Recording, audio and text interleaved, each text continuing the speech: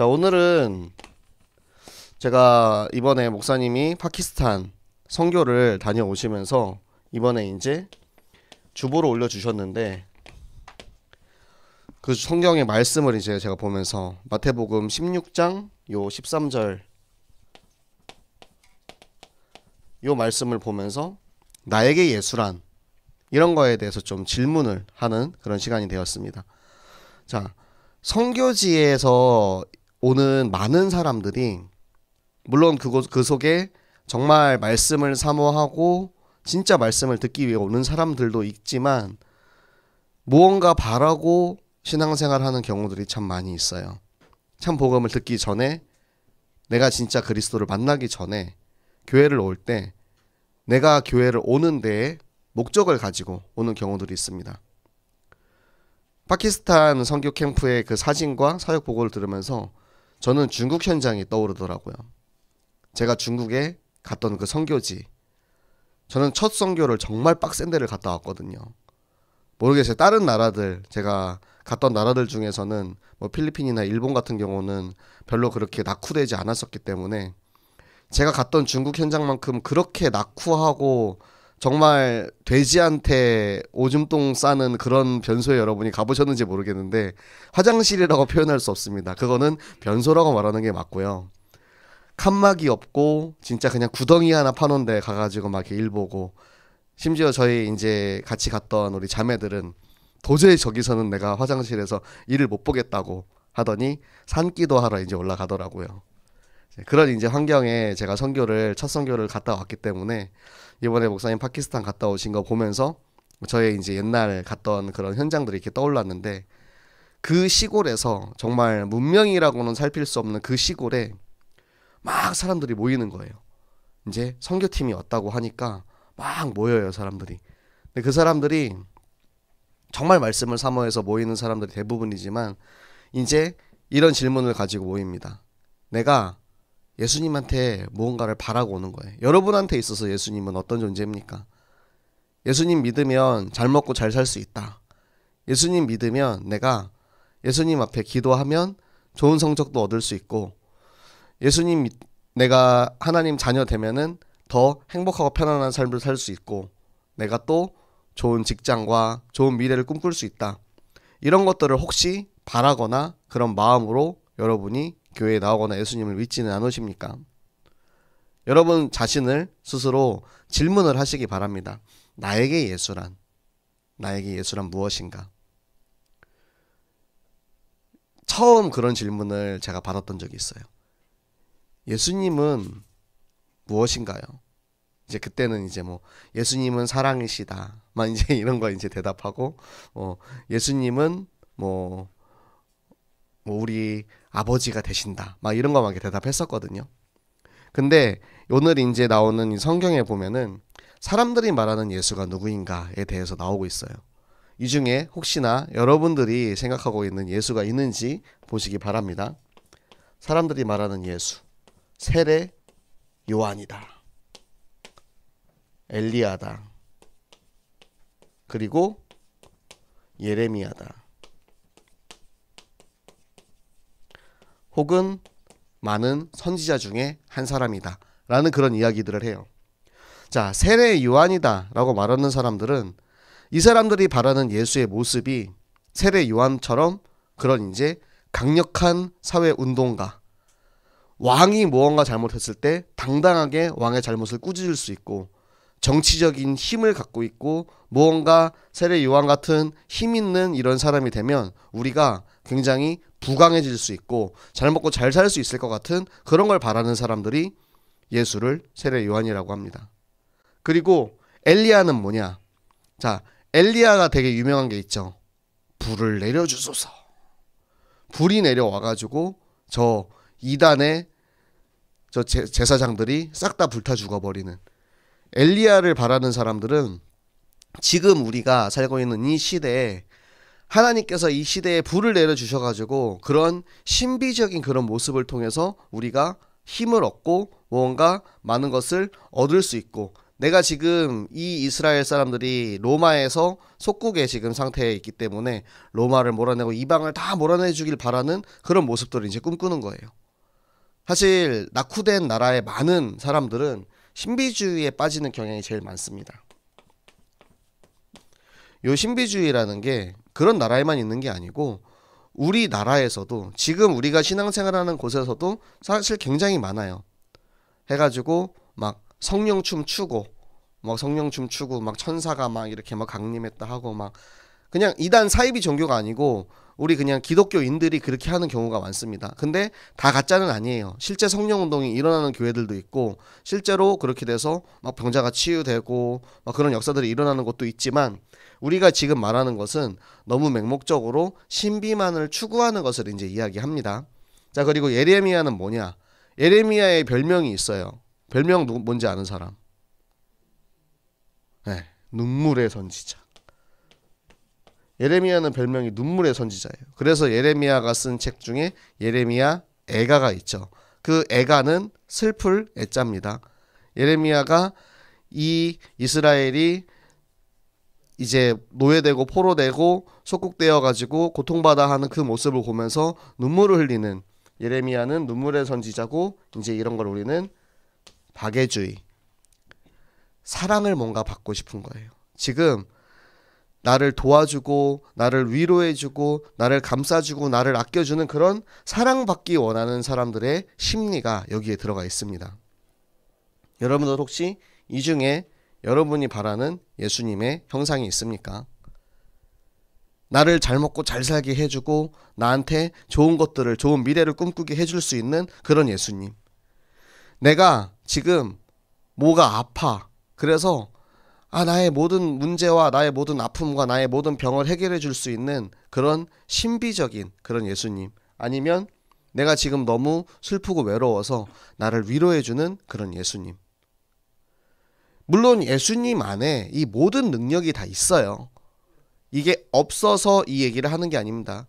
예수 그리스도 안에는 이 능력들을 충분히 가지고 있고 이 일들을 할 수 있지만 우리가 지금 예배에 나와서 하나님 말씀을 듣고 말씀을 통해서 알고 있는 예수 그리스도, 우리가 알아야 하는 예수 그리스도는 무엇이냐? 바로 베드로의 고백이죠. 주는 그리스도시요 살아계신 하나님의 아들이십니다. 그리스도의 의미를 여러분들이 알기 바랍니다. 그리스도 무슨 뜻이냐면 기름 부음 받은 자라는 뜻이에요. 기름 부음을 받는다라는 게 무슨 의미냐? 구약 시대에는 기름을 부어서 임명하는 세 가지 직분이 있었어요. 그게 바로 선지자와 제사장, 왕입니다.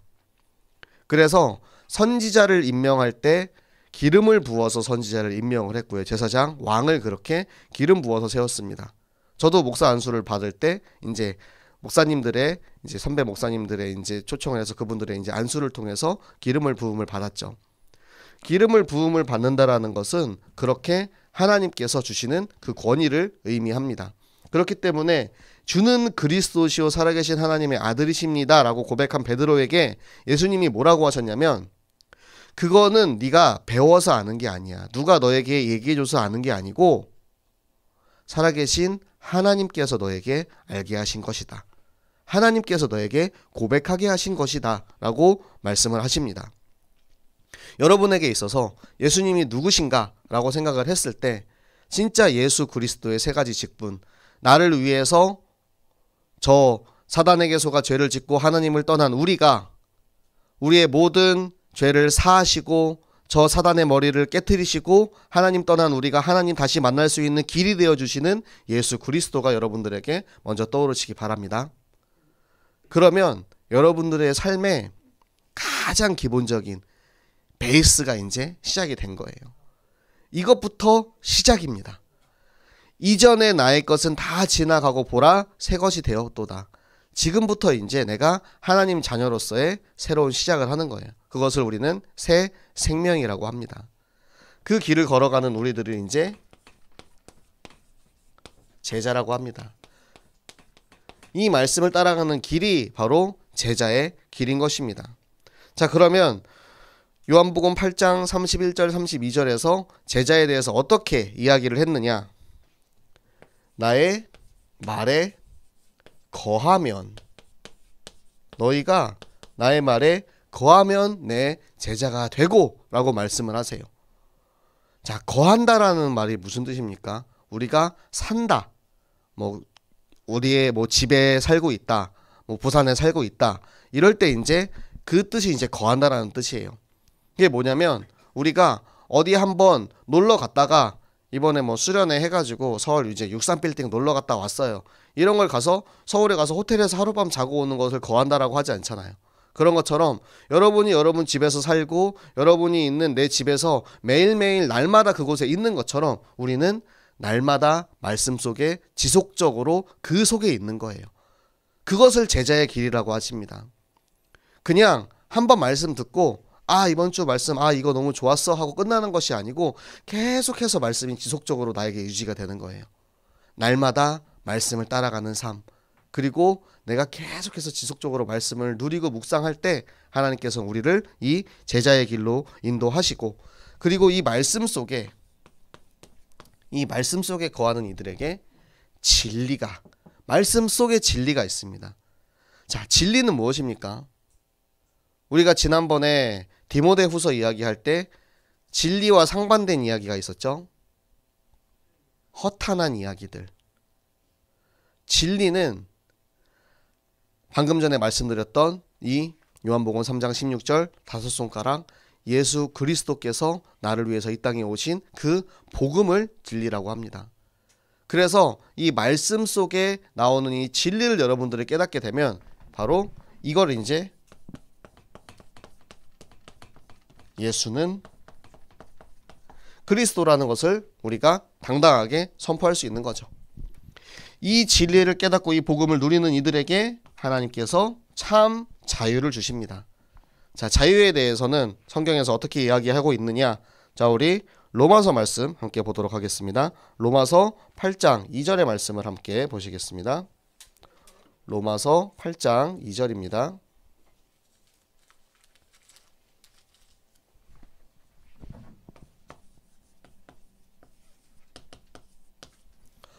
로마서 8장 2절의 말씀 우리 한 목소리로 함께 읽도록 하겠습니다.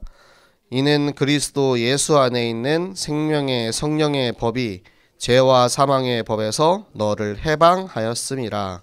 아멘. 자, 우리는, 하나님을 떠난 우리는 다 저 죄에 사로잡혀서 사단에게 속아서 지옥 가야 하는 그런 운명 속에 있었는데, 하나님의 복음 예수 그리스도 안에 있는 이 생명의 성령의 법이 우리가 말씀 속에 있을 때 그 죄와 사망의 법에서 우리를 해방시켜 주셔서 우리에게 참 자유를 주시는 거예요. 렘넌트 여러분들, 자유하시기 바랍니다. 이 자유라는 게 시험 끝났다 자유다, 이 자유가 아니고, 나의 신분이 내가 지금 어디 묶여 있는 게 아니고 사단에게 노예된 것이 아니고 예수 그리스도를 통해서 진짜 종에서 아들로 신분이 바뀌는 것을 자유라고 해요. 여러분들, 이 자유에 대해서 성경에서 어떻게 말하고 있는지 또 함께 보도록 하겠습니다.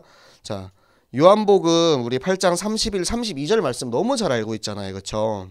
근데 그 뒤에서 33절의 말씀을 보면 뭐라 하냐면, 우리가 아브라함의 자손이다, 남의 종이 된 적이 없는데 왜 우리가 자유롭게 돼야 되냐, 이 얘기를 오히려 유대인들이 물어봐요.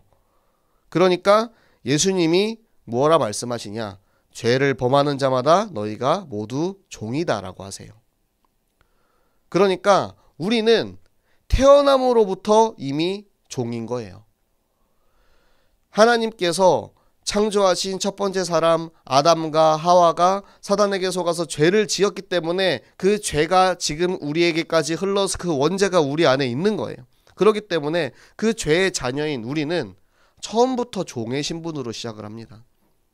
그런데 유대인들은 그렇게 생각하죠. 나는 아브라함의 자손이야. 나는 죄를 지은 적이 없어. 유대인들이 얼마나 율법적으로 잘 지키는지 아세요? 유대인들은 고기를 먹을 때도 율법에 의해서 잡은 고기만 먹어요. 이스라엘에서는 정육점에 가면은 두 가지 종류의 고기를 팝니다. 율법을 지키고 잡은 고기와 그냥 막 잡은 고기. 그래서 유대인들이 아닌 사람들도 고기를 사 먹긴 해야 되잖아요. 그러니까 이 고기를 파는 거야.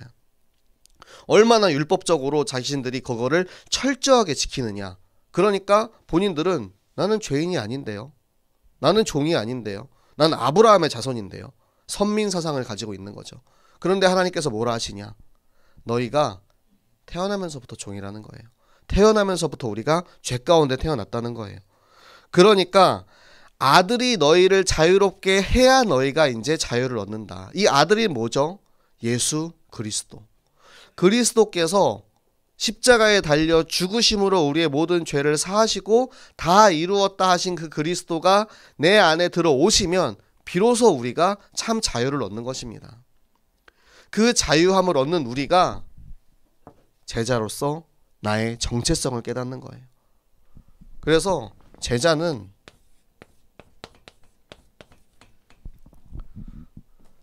우리가 계속해서 말하죠.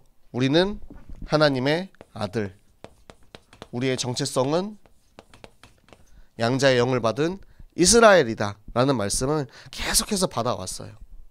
제자는 하나님께서 나를 살리시고 구원하시고 생명 주신 그것을 깨닫고 믿고 따라가는 사람이 제자예요. 그 정체성을 우리는 아들이라 하고 그것을 이스라엘이라 합니다. 본래 이방인이었던 우리를, 본래 죄인이었던 우리를 예수 그리스도께서 살리시고 구원하셔서 우리를 아들 삼아 주신 거예요. 그래서 그 양자의 영을 통해서 우리가 새로운 생명을 얻고 누리고 살 수 있는 것입니다. 그러면은 우리는 이 제자의 길을 가는 우리 렘넌트들의 기준이 무엇이냐? 바로 여러분 기나긴 암송 9절에 나와 있죠. 렘넌트들의 기준이 무엇이냐? 말씀을 전파하라.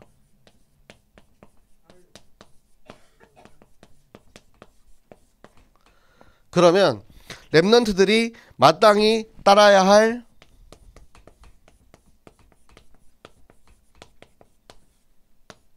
소명이 무엇이냐? 렘넌트의 소명. 하나님께서 우리에게 주신 이 말씀을 가지고 때를 얻든지 못 얻든지 이 말씀을 전파하고 경책하고 경계하며 권하라 하셨어요. 여러분들 혹시 말씀을 경책하며 경계하면서 권한 적 있습니까? 제가 어제 질문지에도 그거 썼거든요. 내가 말씀을 전해봤던 기억이 가장 최근에 언제 있냐? 너무 어려울 것 같아가지고 굳이 제가 가로를 쳐가지고 성경학교 포함이라고 써줬어요. 성경학교 사역자들은 거의 대부분이 성경학교 때가 마지막이었고 정말 극히 드물게 내가 진짜 내 친구에게 이 복음을 전한 적이 있는 친구도 있더라고요. 익명이기 때문에 누군지 모릅니다. 저도. 그런데 여러분들 렘넌트의 소명이 나에게 맡겨주신 이 말씀을 가지고 내가 증인이 돼야 돼요. 여러분이 내가 만난 그리스도, 내 안에 있는 그리스도를 가지고 내가 증인되지 못하면 절대 이걸 가지고 증거할 수가 없습니다. 할 말이 없거든요.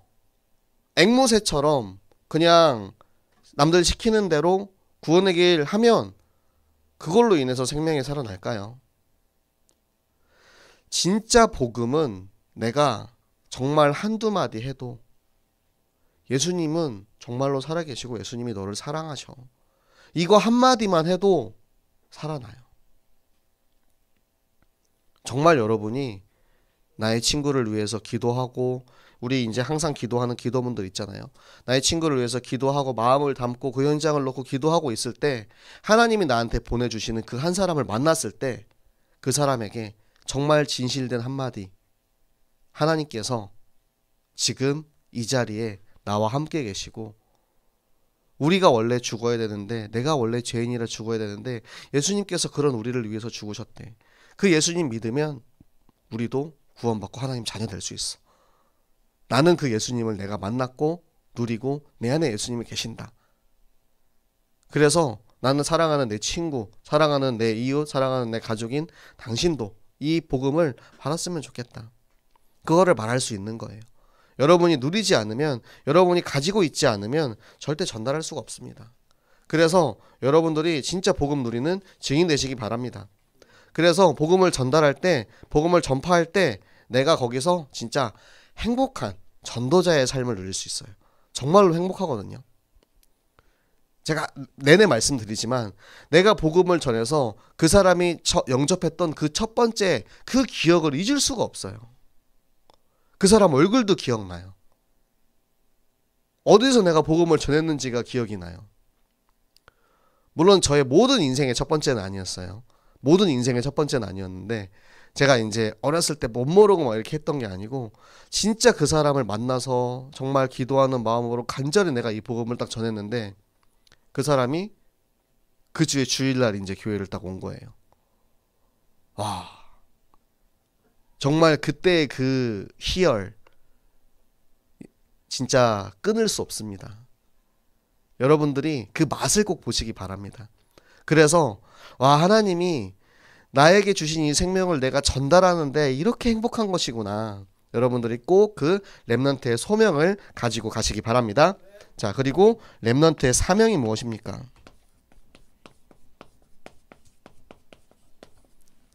렘넌트의 사명은 여러분들이 바울과 같이 선한 싸움을 싸우고 달려갈 길을 마치고 믿음을 지켰나니.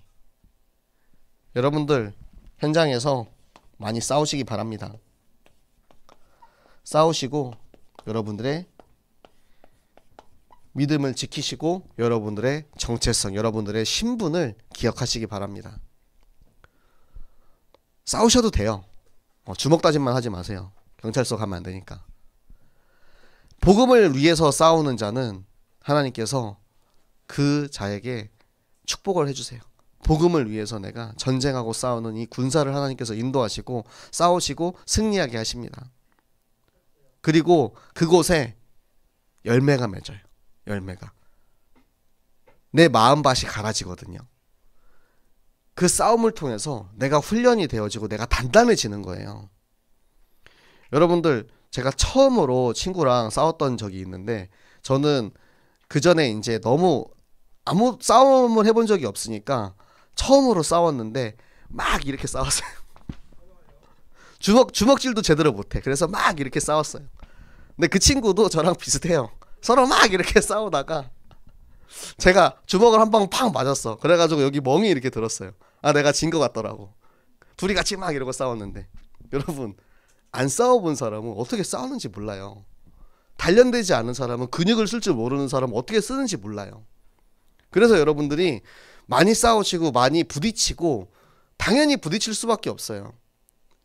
우리는 세상에 속한 세상의 사람들이 아니고 하늘에 속한 하나님의 사람들이기 때문에, 하나님의 자녀들이기 때문에 이 세상 사람들은 우리를, 저 세상에 속한 저 마귀는 어떻게든 우리를 끌어내리려고, 자기들처럼 네피림 되게 만들려고, 떨어지게 만들려고 온갖 수를 씁니다. 그러면은 당연히 부딪힐 수밖에 없는 거예요. 그 고난을 여러분들이 겪고 싸우고 믿음을 지킬 때 하나님께서 우리에게 뭘 주신다고요?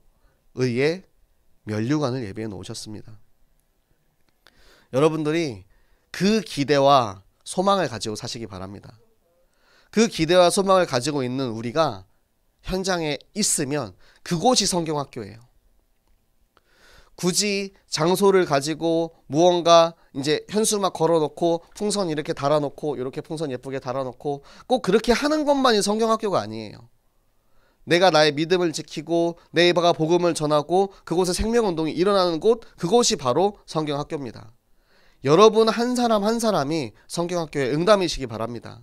우리 렘넌트들이 진짜 내가 누리고 내가 만나고 있는 그리스도를 통해서 여러분 모두가 성경학교의 증인이 되시기 바랍니다. 그래서 내가 만난 그리스도를 내가 전달하는 그 일에 여러분들이 맛을 보고, 또 내가 복음 전한 그 친구가 이제는 일어나서 또 다른 사람에게 복음 전할 수 있도록 하는 것. 그러면은 어떻게 해야 되냐면 계속 그 친구를 위해서 기도해야 돼요. 계속 그 현장을 놓고 기도해야 돼요. 그게 바로 시스템이라는 겁니다. 이 시스템을 체험하면은 여러분 가는 곳마다 시스템의 문이 막 열릴 거예요. 지금은 당장 너무 멀어 보이고 힘들어 보일 수도 있지만 우리 한 걸음부터 시작하면 돼요. 무엇부터? 나의 사명과 소명, 나의 기준 안에 여러분이 굳건히 서시기 바랍니다.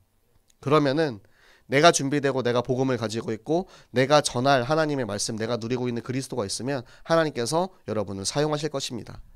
여러분이 정말 이 일에, 이 복음 전하는 일에, 이 제자의 길에 마음껏 쓰임 받아가지고 정말 하나님 앞에 바울과 같이 내가 전제와 같이 모든 것을 부어서 하나님의 일을 했습니다. 하나님, 내가 달려갈 길을 마쳤습니다. 나는 정말 믿음을 지켰어요. 고백할 수 있는 우리 모든 렘넌트들, 우리 모든 교사들 되시기를 예수 그리스도 이름으로 축복합니다.